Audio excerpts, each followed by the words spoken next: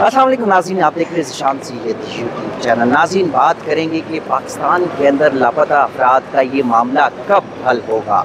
अब बलूचिस्तान की बात करें, खैबर पख्तूनख्वा की बात करें, पंजाब, सिंध, आज़ाद कश्मीर और गिलगित की बात करें, हर जगह पे एक ही नारा है कि लोग लापता हो गए हैं। इस वक्त इस्लामाबाद हाई कोर्ट में लापता अफराद से मुतल्लिक बड़े केसेस हैं, लेकिन आज जिस केस के हवाले से हम बात करेंगे वो बलूचिस्तान की एक तालिब इल्म है जो रावलपिंडी की एरिड यूनिवर्सिटी में वो यहाँ पे तालीम हासिल करने के लिए, अपना मुस्तकबिल संवारने के लिए आए थे और यहाँ से वो लापता हो गए। उसके वालिद साहब हमारे साथ मौजूद है। फ़िरोज़ बलोच ये स्टूडेंट थे, उनके वालिद साहब हमारे पास मौजूद है, उनसे आज जानने की कोशिश करते हैं। शुक्रिया सर, ये बताएं कि फ़िरोज़ बलोच एग्जैक्टली आपका ताल्लुक़ कहाँ से है और फ़िरोज़ बलोच जो है वो रावलपिंडी में किस यूनिवर्सिटी में सबक पढ़ते थे, कहाँ क्या डिग्री कर रहे थे और कब से वो लापता है? मेरा ताल्लुक़ बलूचिस्तान तुर्बत से है। मेरा बेटा 2022 को एरिड यूनिवर्सिटी में 2021 को एरिड यूनिवर्सिटी में बीएड एजुकेशन डिपार्टमेंट में कर रहा था। ठीक है। 11 मई 2022 को एरिड यूनिवर्सिटी से वहाँ से लापता हुआ।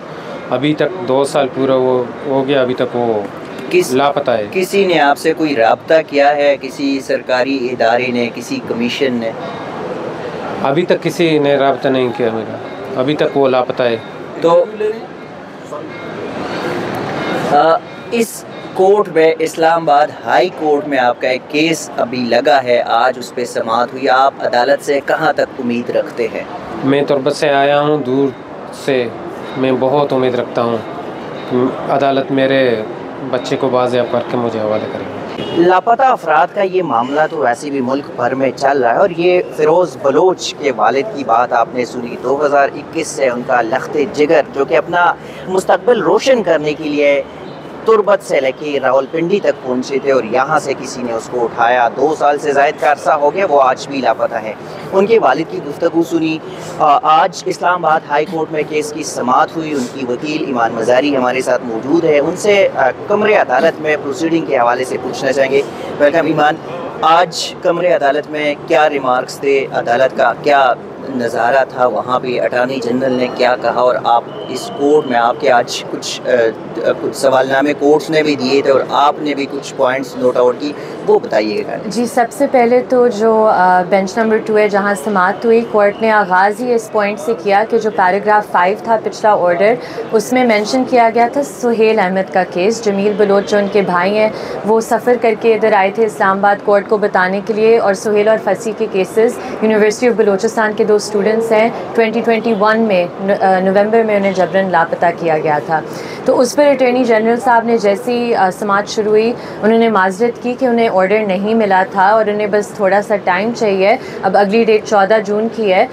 दूसरा जो केस हाईलाइट हुआ था वो फ़िरोज़ का था जो 11 मई 2022 से लापता है, और उनका केस इसलिए थोड़ा यूनिक भी है क्योंकि हमने बारहा इन्फॉर्मेशन दिया हुकूमत को, लेकिन कोई उस पर हमें इन्फॉर्मेशन वापस नहीं मिली। और आज एम्पैथी की बात हुई अदालत में, तो मैंने यही बात की कि सफ़र करके आए हैं तो अटॉर्नी जनरल साहब खड़े हुए हैं अदालत में, वो इनकी बात सुन ली और वो एम्पैथी रियासत इन प्रैक्टिस अमली तौर पर दिखाए।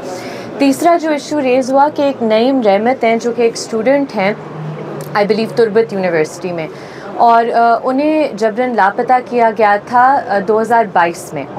पिछली समाअत पे अटॉर्नी जनरल साहब ने एक लिस्ट दी थी जहां एक नईम की तस्वीर और मालूमात दी गई थी कि ये सेंट्रल जेल कराची में है 2019 से।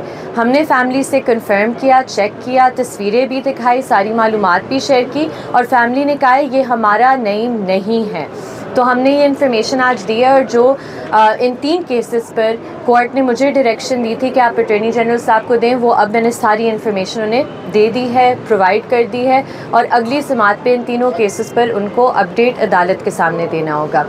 बाकी जो बात रही वो है कि आज किस तरह के रिमार्क्स थे, हमने क्या पॉइंट्स रेज़ किए। इसके अलावा हमने बात की कि जो दहशत गर्दी का बार बार जिक्र होता है जब हम बलूचिस्तान के लापता अफराद की बात करते हैं, दहशत गर्दी को आपने अगर ख़त्म करना है या इंसर्जेंसी को काबू में लाना है तो आप लोगों की जबरी गुमशुदगियाँ और मावराए अदालत कत्ल बंद कर दें, क्योंकि जब आप इस तरह के अमल या गैर इंसानी एक्शंस में इंगेज करते हैं तो फिर इससे आप टेररिस्ट को रिक्रूटिंग स्पेस मज़ीद देते हैं। इस पर जस्टिस मोहसिन अख्तर कियानी ने भी कहा कि न अदालतें, न जजेस, न सहाफ़ी और ना ही सियासतदान दहशत गर्दी को सपोर्ट कर रहे, लेकिन ये वाला जो मसला है ये जेन्युइन है। और यही बात है ज़ीशान, देखें दहशत गर्दी को कोई नहीं सपोर्ट करता, लेकिन जब भी हम मिसिंग पर्सनस की बात करते हैं, जिस तरह की गलीज़ तोहमतें लगाई जाती हैं फैमिलीज़ पर, हम पर, अदालतों पर, ये सिलसिला ख़त्म होना चाहिए। हम इधर अदालतों में किसी इंटरेस्ट, पर्सनल इंटरेस्ट के लिए नहीं आ रहे, हम एक ह्यूमन राइट्स वायलेशन को हाईलाइट करने आ रहे हैं, उसकी रिड्रेसल सीख करने आ रहे हैं। तो ये जो एक अटैक होता है फैमिलीज़ पर खासकर, चले हम तो वकील हैं, हम बर्दाश्त कर सकते हैं, अदालतें इस बात से बहुत ऊपर हैं, वो बर्दाश्त कर लेती हैं, लेकिन फैमिलीज़ को इस तरह डिसरिस्पेक्ट करना, ये चीज़ अगर आप एम्पैथी चाहते हैं, एम्पैथी आप दिखाएँ।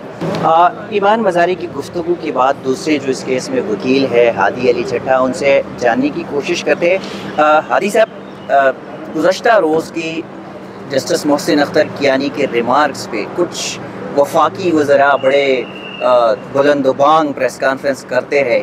आज जस्टिस मोहसिन अख्तर कियानी ने डायरेक्ट या इनडायरेक्ट वो जवाब दिया, तो वो काइंडली ज़रा बताइएगा। मेरा ख्याल से शान वो डायरेक्ट जवाब ही है, क्योंकि उन्होंने कहा कि प्रेस कॉन्फ्रेंसेज और ये चीज़ें जो हैं वो अदालतों को, काउंसिल्स के ख़िलाफ़ भी होती हैं, ऑनरेबल कोर्ट्स के ख़िलाफ़ भी होती हैं जो अपना प्रोफेशनल काम कर रहे हैं, उनके ख़िलाफ़ इस तरह का प्रोपेगेंडा और इस तरह की चीज़ें प्रेस कॉन्फ्रेंस के थ्रू आना। उन्होंने कहा कि अदालतें इससे मुबर्रा हैं, अदालतें अपना काम करेंगी, आईनी अदालतों ने लोगों को प्रोटेक्शन फराहम करनी है। अगर लोगों को ड्यू प्रोसेस के अलावा और इन चीज़ों के अलावा ताब का शिकार बनाया जाएगा तो अदालतें मौजूद हैं जो उनका तहफ़्फ़ुज़ करेंगी, और ये मिनिस्टर्स और इन लोगों की प्रेस कॉन्फ्रेंस उन्हें कुछ नहीं कर सकते। अच्छा, एक सियासी हल के हवाले से, और दूसरा ये कि अटॉर्नी जनरल ने अदालती जो कमीशन है, जो कमेटी, उसको तब्दीली के हवाले से कहा था, वो काइंडली बता दीजिए। जी, इसमें उन्होंने मेरे ख्याल से जिक्र किया कि जो DG ISI, MI और FIA के IB से नीचे वाला जो रैंक पे जो अफसरान आएंगे, उनकी कोऑर्डिनेशन कमेटी के लिए उन्होंने कहा कि कर दें, ताकि वो फिर बाद में बलूचिस्तान में CDD को भी जो है उसमें शामिल कर। उसमें पहले DGs थे और अभी अटॉर्नी जनरल कह रहे हैं कि DG से कम लेवल पे नीचे वाले पे वो उन्होंने रिक्वेस्ट किया। आज ये रिक्वेस्ट मेरे ख्याल से AG साहब की तरफ से ही आई थी। एक और बात भी थी कि जस्टिस मोहसिन अख्तर कियानी की जानिब से, चले मीडिया की वो तारीफ़ तो हो गई, लेकिन साथ ही अटॉर्नी जनरल की एक तारीफ़ भी कर ली और साथ एक पॉइंट भी दे दिया कि कहाँ हैं ऐसे आप जैसे अच्छे लोग जो मामलात को